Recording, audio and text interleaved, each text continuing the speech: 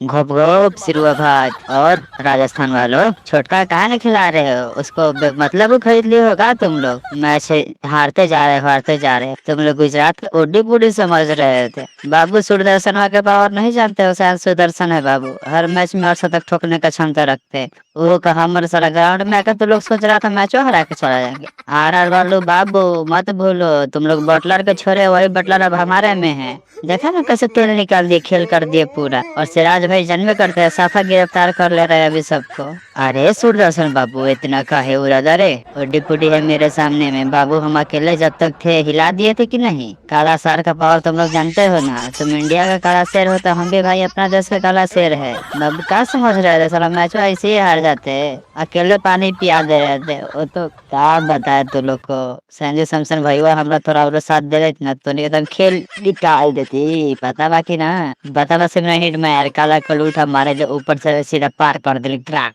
ए कालू भाई, ए सिमरन कालू भाई, इतना काहे फड़फड़ाता है? कितनों काला कलूठा तू लोग मारता तो क्या हो जाता, जीत जाता का? पता नहीं है डीएसपी सिराज बॉलिंग करा रहा है, हमारे में राशिद खान पता बाकी तो नहीं है। हर दिन ना चलत रहा, आज चला कि ना दे दिलक तो नहीं के लड़ से डाल दिलक। बताओ तो ऐसा ना सोचे बाबू, हमने के टीम में लागा लेना से कोनो फॉर्म में बानी और ऐसा करे ना सीधा फाइनल में पहुंची ले। अब की बार फाइनल में पहुंच जाए, अब की बार कप लेके जाए। पिछले बार तो ये घटिया कर देना, नहीं साला कैप्टनवा चेंज हो गया लगता हमनी के। बताओ अब की बार देखना हमारा रिलीज कर ले बना आरसीबी पछताई, क्या कि हम जीटी में पहला बार खेला, फिर पहले बार में ट्रॉफियां जिता दे।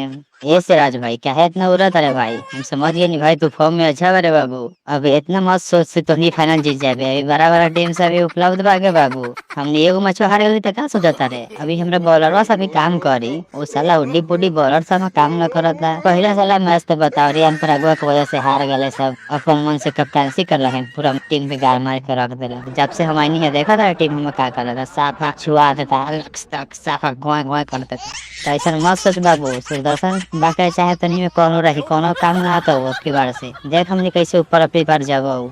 ये संजू सैमसन भाई पता बा कि ना, राशिद खान भी बाके ऑलराउंडर बनी, उस साल हमारे बैटिंग में ना मिले नहीं तो बापू नो लक ऐसा ऐसा शॉट हम दिखाले बनी तोरा तो पते बा संजू भाई, हम तोरा सब टीम के पता बा। आज साला नो लक के साला चक्कर में साला हम आउट हो गए। नहीं तो आज 213 से ज्यादा रन बना, ये तो कमे बनल है। 225-30 के हमने के टारगेट रखा आज मारे के, हम साला नो लुक के चक्कर में साला आउट हो गए। नहीं तो बाबू पता बा के तोहनी के हम वो खिलाड़ी है जो गेम के प्लॉट है ना, राशिद खान नाम ऐसे ना बाके करामाती खान बनी, तो हमनी के कोनो टीम के काम आवे देनी है? बताओ जीटी के नंबर 1 पर पहुंचा देने की ना, ऐसी हमनी के पावर थोड़ी ना बाके भाई। जीटी वाला सब फुल फॉर्म में बनी।